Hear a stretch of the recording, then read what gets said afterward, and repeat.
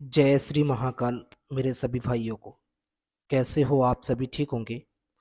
आज हम एक ऐसी साधना के विषय में बात करेंगे। ये पूरे यूट्यूब पर काफ़ी सारी इसकी वीडियो हैं और मेरे चैनल पर भी अपलोड है। तो आज मैं इसकी साधना तो बताऊंगा, साथ साथ ये कैसे हाजिर होती है, इसमें क्या क्या चीज़ हमें देखने को मिलती हैं, क्या अनुभव होते हैं और ऐसी कौन सी गलतियां होती हैं जिसके कारण हम इसको हाजिर नहीं कर पाते हैं। तो बहुत सारी चीज़ें होती हैं जिनको हम जानते नहीं हैं और फिर हम साधना करने लग जाते हैं, कहीं ना कहीं हमें असफलता देखने को मिलती है। तो आज वीडियो को पूरा देखना है, वीडियो को इसके बिल्कुल भी नहीं करना है, क्योंकि मैं आज इसका पूरा विधि विधान वही बताऊंगा जो आजमाया हुआ है, जो किया हुआ है। ठीक है ना। अब पहले हम जान लेते हैं हिलहुल परी चीज क्या है। अब देखो, ताकतवर तो बहुत होती है, लोगों ने सुना है, क्योंकि लोगों ने डाल भी रखा है, मैंने भी डाल भी रखा है कि कितनी ताकतवर होती है। तो ये सच है कि हिलहुल परी की साधना करने के बाद में किसी और साधना की आवश्यकता ही नहीं होती, ना ही किसी और परी को सिद्ध करने की आवश्यकता होती है। अगर आपने एक बार हिलहुल परी को सिद्ध कर लिया तो कोई और परी को सिद्ध करने की आपको आवश्यकता ही नहीं है। अब देखो, बहुत लोगों ने डाला है कि ये धन दौलत देगी, तो वो भी बताऊंगा मैं। अब इसका पहला सिद्धांत है कि ये हमजात के बराबर ताकतवर होती ही होती है। और ये इसके लिए देखो, काम अब काम का रहेगा, तो पहले काम की जान लेते हैं। ये काम कौन से करती है, चाहे आप इससे अच्छे काम लो या बुरे काम लो, कोई भी काम हो ये चुटकियों में कर देती है। और इसकी और जब ये हाजिर होती है तो इसकी हाइट कम करीबन करीबन 5-6 फीट के समथिंग होती है, पतली दुबली सी, बिल्कुल पतली, और सुनहरे कलर के इसके बाल से होते हैं। ये ध्यान रखना, जो सोने जैसा कलर होता है ऐसे इसके बाल होते हैं। और इसकी आंखें थोड़ी कटीली होती हैं, याद रखना। थोड़ी क्या, जैसे बिल्ली की जो आंखें होती हैं वो इसकी भी होती हैं, ऐसी ही आंखें उसकी ऐसी ही होती हैं। ठीक है ना। और अब बहुत लोगों के दिमाग में एक डाउट होता है कि क्या ये परी है, इसके पंख होंगे? तो मेरे भाई, इसके पंख नहीं है, याद रखना। जब आप हिलोर परी को सिद्ध करोगे, इसको सामने देखोगे, तो इसके ना तो कोई पंख है। ये एक, जिस प्रकार से हम एक, आप औरत मान लो इसको, ठीक है ना, एक समय के लिए ये औरत के समान है। ना इसके पंख होते हैं, आप ये भ्रम में ना रहिए कि मतलब ये परी है तो इसके पंख होते होंगे, तो ऐसा कुछ नहीं है भाई, है ना। ठीक है ना। और बहुत ही ताकतवर होती है, कोई भी काम हो चुटकियों में ये काम कर देती है। इसकी एक खासियत है, चुटकियों में काम कर देती है। और बहुत से ऐसे काम हैं जो हम इतनी जल्दी नहीं कर पाते हैं, लेकिन फिर भी काम हो जाता है। अगर हमको 10 दिन 15 दिन महीने भर जिस काम की आशा ही नहीं थी, वो काम भी ये करके देती है। तो बहुत ज़बरदस्त चीज़ है। और अगर आपने इसको सिद्ध कर लिया तो फिर आपके लिए कोई काम, हर काम आसान कर देगी ये। और रही बात ये धन दौलत के, ये आपको नए नए तरीके बताएगी, नए नए जरिया बताएगी कि क्या, कहाँ से कैसे आपको धन आएगा। कोई बिजनेस के बारे में बताएगी कि आपको कौन सी क्या चीज़ करनी चाहिए, उससे आपको धन आएगा। अब बहुत लोग बोलते हैं कि आपको धन ला कर देगी, पैसा ला कर देगी। भाई ये भ्रम है, ये आपको कोई पैसा ला कर तो नहीं देगी। अब बहुत लोग बोलते हैं कि सोना ला कर दे देती है, पैसे ला कर दे देती है। तो ये एक भ्रम है भाई लोगों का। लोगों ने थंबनेल बना के डाले तो हैं, लेकिन ऐसा होता नहीं है, रियलिटी नहीं होता है।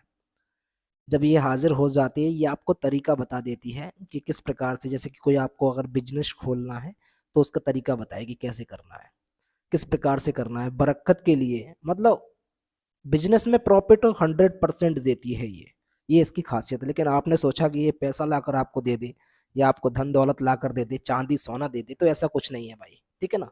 तो ये हो गई इसकी भ्रांतियां। अब आते हैं साधना के विषय पे।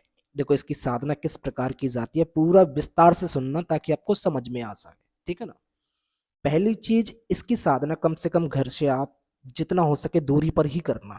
अब देखो, बहुत लोगों ने डाल रखा है कि घर के पास में करिए, तो ऐसा बिल्कुल भी नहीं करना है। घर से जितना हो सके दूरी पर ही ये साधना करनी है। उसका कारण भी आगे मैं बता दूंगा। तो एक जो आग का पौधा होता है, अब आग का पौधा ऐसा देखना जरूरी है, जैसे कि देखो कहीं थोड़ी उसकी, अब देखो बहुत से लोग क्या होते हैं कि कटा हुआ आग का पौधा होता है, उसकी पत्तियां जो तोड़ लेते हैं लोग बाग। तो ऐसा नहीं होना चाहिए, कटा पिटा नहीं होना चाहिए।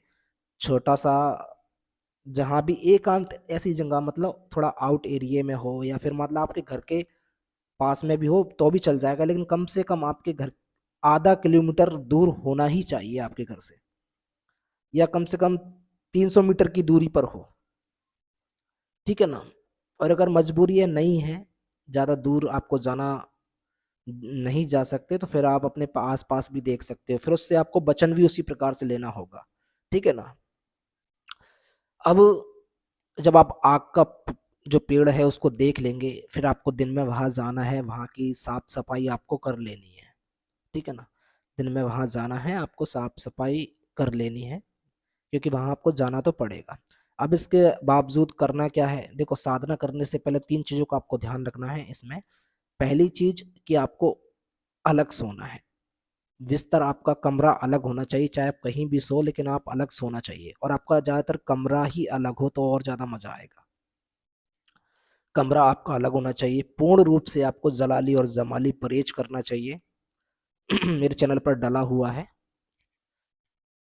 जलाली जमाली यानी कि ब्रह्मचर्य का आपको पालन करना है। नौचंदी जुमेरात से ये साधना स्टार्ट करनी है, ठीक है ना। नौचंदी जुमेरात से इस साधना को आपको स्टार्ट करना है, और इसका जो टाइम रहेगा रात 12 बजे का, ठीक है ना। रात 12 बजे जाइए, रात 12 बजे का इसका जो टाइम है, रात के 12 बजे का रहेगा। अब इसमें देखो पूर्ण रूप से ब्रह्मचर्य का आपको पालन करना है, और हर चीज जो मैंने बताई है इनको फॉलो करने के बाद में अब आपको एक लोटा लेना है, चाहे वो मिट्टी का हो तो भी चल जाएगा, अगर डुब्बा है, डुब्बा जो होता है जो शौच के लिए जाते हैं, जो डुब्बा होता है तो वो भी चल जाएगा। अब इसमें बोतल नहीं चलेगी, याद रखना, आपको डुब्बा लेना है। जिस प्रकार से आप जो लोटा डुब्बा जो भी आपको मिल जाए वो आपको ले लेना है, उसको पूरा भर लेना है छक्कम छक। अब आपको दो अगरबत्ती लेके जाना है, दो अगरबत्ती, ठीक है ना। दो या फिर आप 5 अगरबत्ती ले जा सकते हो, कोई दिक्कत नहीं। अब आपको ये चीज लेनी है और आपको चले जाना है। देखो इधर से जाते हुए किसी से बात नहीं करना है, अगर कोई आपको छेड़ता है, कोई बात करता है तो चुपचाप निकल जाने का है, उसको जवाब नहीं देने का है, ठीक है ना। अब रात के टाइम तुम जाओगे, और जाने के बाद में वहां पर सबसे पहले तो आप दो अगरबत्ती लगा दीजिए, ठीक है ना। उस जगह पे दो अगरबत्ती आप लगा दीजिए, और पेड़ से इतनी दूरी पर लगाना ताकि जो पानी है उस पर ना पड़े, ठीक है ना, आप समझ रहे होंगे। यानी कि थोड़ी सी दूरी पे लगा देना ताकि पानी उस पे ना पड़े, जो आपका पानी जाए वो आपको ना पड़े। फिर आपको एक हिसाब से, देसी हिसाब से बोलना है, तो जैसे कि आपको टॉयलेट जो करते हो आप, बाथरूम आपको करना है। अब बाथरूम करने के बाद आपको मेन पार्ट को धो लेना है थोड़े से पानी से, ठीक है ना।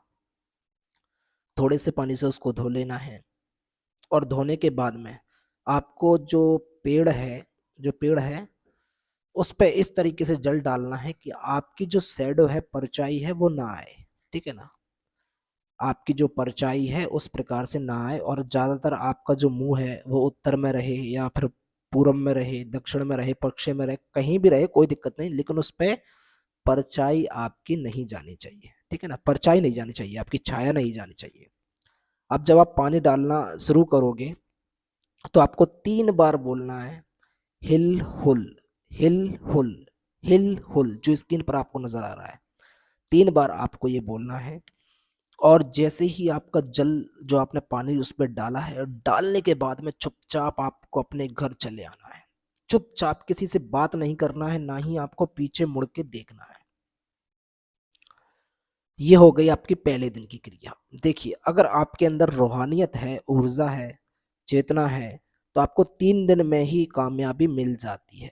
और अगर कामयाबी ना मिले तो इसको 21 दिन, 21 डेज तक आपको करना ही पड़ेगा। अब देखो बहुत लोगों ने साधना डाली है कि 5 मिनट में हिलहुल परी को हाजिर कर लें, एक दिन में हिलहुल परी को हाजिर कर लें, तो मेरे भाई उन, देखो अगर आप 21 दिन की करोगे या 3 दिन की करोगे, इस विधि विधान से करोगे, अगर आपके अंदर क्षमता होगी तो वो 3 दिन में ही हाजिर हो जाएगी। आपके अंदर अगर रूहानियत होगी तो 3 दिन में भी हाजिर हो जाएगी। अगर आपके अंदर रूहानियत नहीं है तो आपको कम से कम 21 दिन लगेगा। और सच बता रहा हूँ, देखो जब 21 दिन आप इसको करोगे, जैसे आपने तीसरे दिन किया और हाजिर नहीं हुई, ठीक है ना, हाजिर नहीं हुई, अब जब चौथे दिन करोगे, पांचवें दिन करोगे, छठवें दिन करोगे, तो आपको एक बार ऐसा भी होगा कि आपको ये घेरना चालू कर देगी, घेरना, यानी कि आपके पीछे से आपको आवाज लगाएगी, आपका नाम लेके भी बुला सकती है, आपको आवाज लगाएगी, तो आपको पीछे मुड़ के नहीं देखना है। कई बार क्या होता है कि ये आगे आ जाती है, साधक के सामने आकर खड़ी हो जाती है, तो आपको इसको इग्नोर करना है। सामने खड़ी है तो आपको चुपचाप सीधा निकल जाना है, उसका रास्ता काट के निकल जाना है, उसको छेड़ना नहीं है, बात नहीं करना है बिल्कुल भी। और जब वो बात करे, ठीक है ना, आप अपना जैसे कि पूरा 21 दिन करने के बाद में रोज आएगी भाई इसी प्रकार से, तो आपको वार्तालाप, बातचीत बिल्कुल भी नहीं करना है। वो आपको अब लालच भी दे सकती है, देखो कई बार ऐसा भी होता है, एक बंदे को लालच भी दिया था, जब आप इसकी साधना करोगे, क्यों करते हो, मैं आपको धन दूंगी, दौलत दूंगी, पैसा दूंगी, ये दूंगी, तो बहुत सारे लोग लालच में भी आ जाते हैं, क्या फायदा, ये दे दे भाई। तो बिल्कुल भी उसकी बातों में आपको नहीं आना है, बिल्कुल भी नहीं आना है, नहीं, वरना आप उसकी बातों में आ जाओ, तो ऐसा आपको बिल्कुल भी नहीं करना है। वो आपको तरह तरह की लालच देगी, तो लालचों में आपको बिल्कुल भी नहीं फंसना है, इस चीज का आपको ध्यान रखना है। दूसरी चीज, जब वो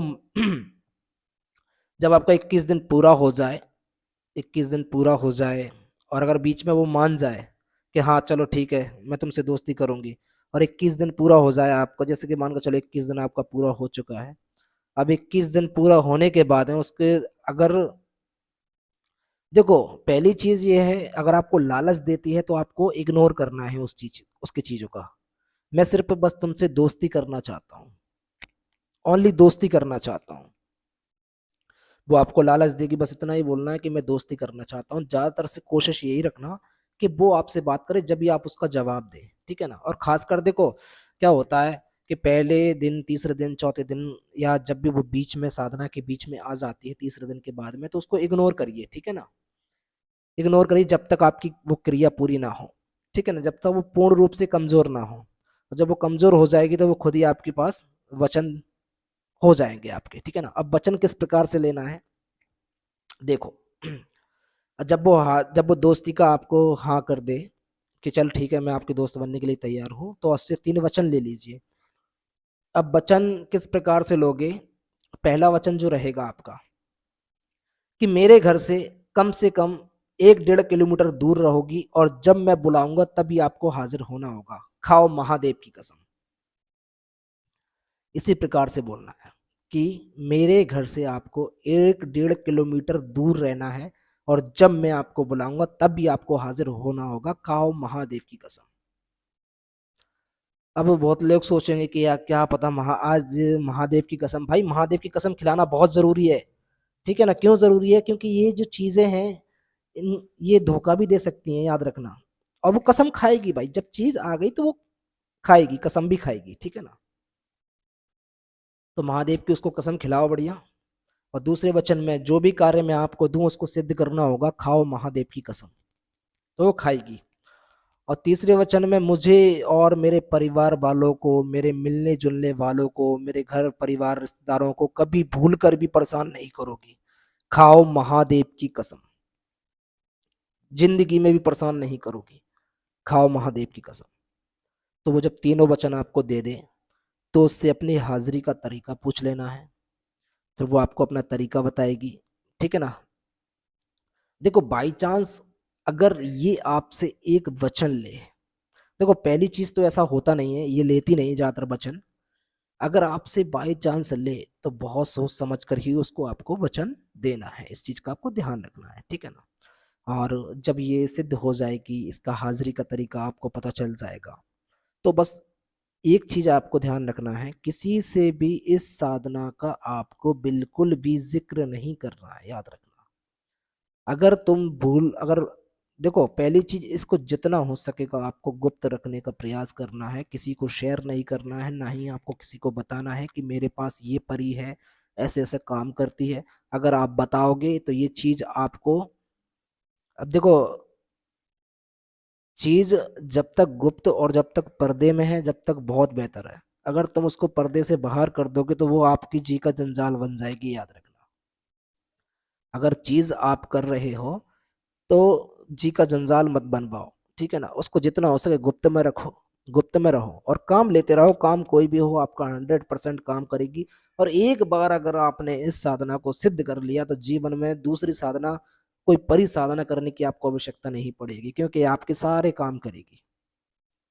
अब एक चीज और समझ लीजिए कि इस साधना को आपको गुरु के मार्गदर्शन में ही करना है, गुरु के सानिध्य में ही करना है। बिना गुरु के बिल्कुल भी नहीं करना है, वरना आपको इसमें हानि भी हो सकती है, ध्यान रखना। कोई भी साधना हो, चाहे वो मेरी हो या फिर अन्य किसी भी चैनल की साधना हो, हमेशा गुरु के सानिध्य में ही करना है। बिना गुरु के साधना करोगे तो नुकसान आपको खुद भुगतना पड़ेगा, ठीक है ना। तो इसलिए अपने गुरु की देख रेख में और अपने गुरु के मार्गदर्शन में, अपने गुरु की आज्ञा के अनुसार ही आपको इस साधना को स्टार्ट करना है, प्रारंभ करना है। बिना गुरु, अगर आपके कोई गुरु नहीं है तो बिना गुरु के बिल्कुल भी मत करना, छोड़ देना। अगर आपके गुरु हैं, आपका मार्गदर्शन कर रहे हैं, तभी आपको इस साधना को करना है। बिना गुरु के कुछ नहीं करना भाई, क्योंकि जब मात खाओगे ना तो फिर बहुत बेकार होता है भाई, याद रखना। तो बढ़िया अपने गुरु की देख रेख में साधना कर सकते हो। मिलते हैं अगली वीडियो में, जब तक के लिए सभी भाइयों को जय महाकाल, जय माता दी।